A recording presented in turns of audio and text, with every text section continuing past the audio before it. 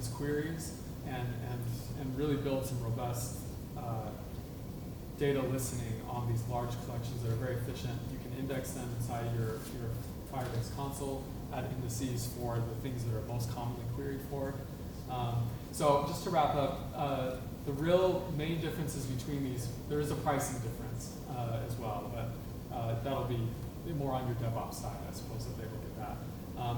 But if you're looking for data that needs to be sort of accessible to a lot of people, the database is a good option there because you can structure your data in a way that users just have references to the data they need. If your app is more focused on documents that only pertain to the user, and that's really, you're not going to have much sharing between users, then this Firestore really out of the box provides a lot of value and keep things pretty organized for you. So again, thanks. Like I said, I'll get this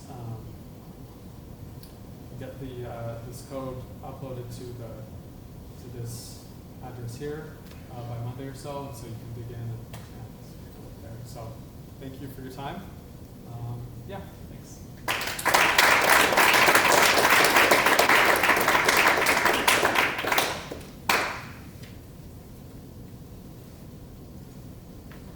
I guess, yeah, any questions, I guess, while we're waiting for the next. Yeah. How does it handle database caching and persistence for offline mode if you're normally networked an app, but once in a while you have to be off?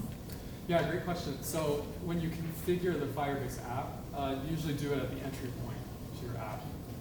In this case, the app delegate on iOS. But you can actually enable persistence. And what's really great about that is it's all in that Firebase SDK that you include in your project. It'll handle caching, I think up to 100 megabytes of data. So even if you're making queries and everything, your UI doesn't need to know that the database is offline. It'll just pull from the cache. Same thing if users create things or modify. As soon as connectivity is brought back, the Firebase SDK handles writing those and handling conflicts and all of that for you. So Firebase has really done a lot for the offline experience too. So yeah, great question. Yeah. How scalable is it? Can you build like multi-tenant databases?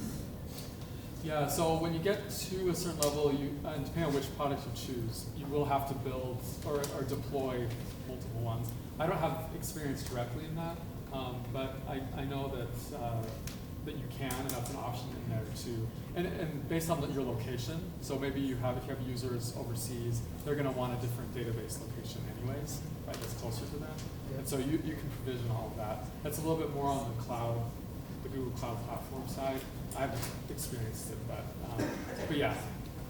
The Realtime Database has a limit of 100,000 simultaneous connections. So that would be 100,000 users at the same time accessing data.